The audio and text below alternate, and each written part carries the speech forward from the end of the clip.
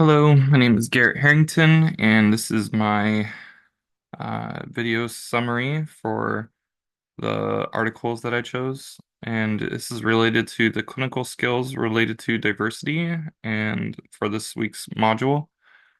So I decided to look up a few articles, and the ones that I was able to find were concerns about ABA intervention and evaluations and recommendations.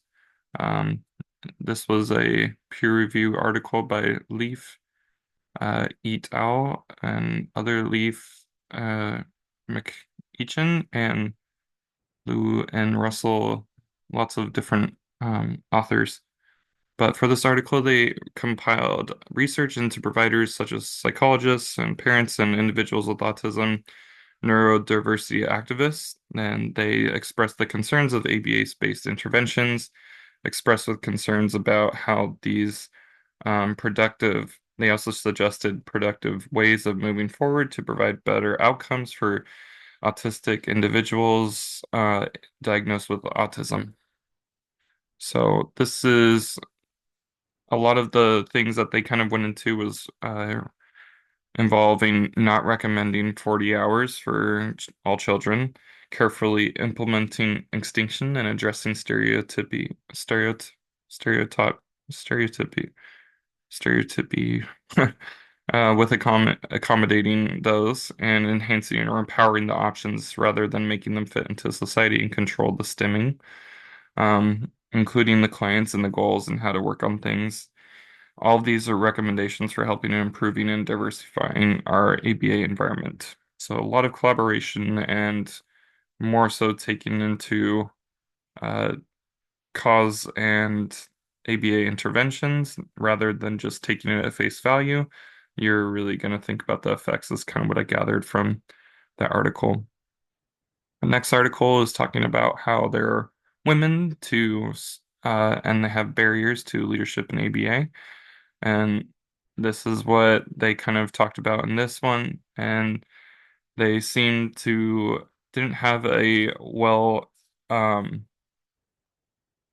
wasn't seem to be an increase in leadership roles from there's like a lack of black women in the leadership world and leadership field for ABA, and that was viewed as semi problematic. And the way they would want to improve that specifically is promoting better work opportunities and culture for black women.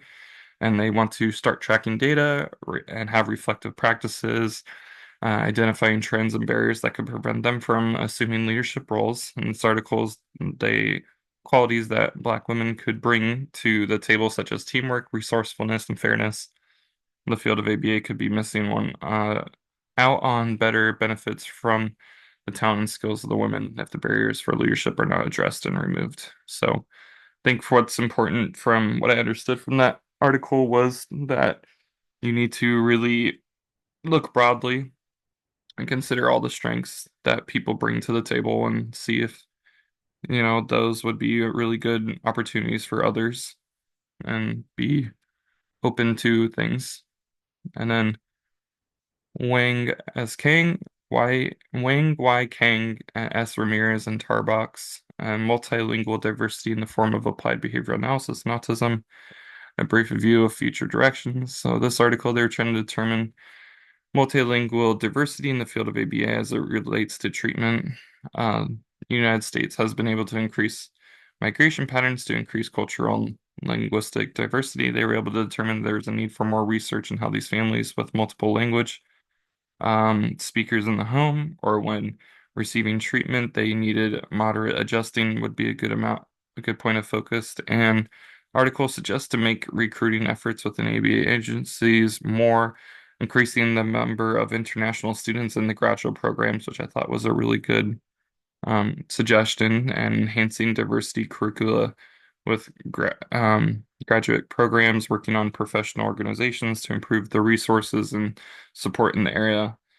And because of those recommendations, they believe they could be great positive influences and better utilization of supporting the multilingual families and also just having multilingual in the field of ABA, and they can build richer and better future for the science of ABA as well.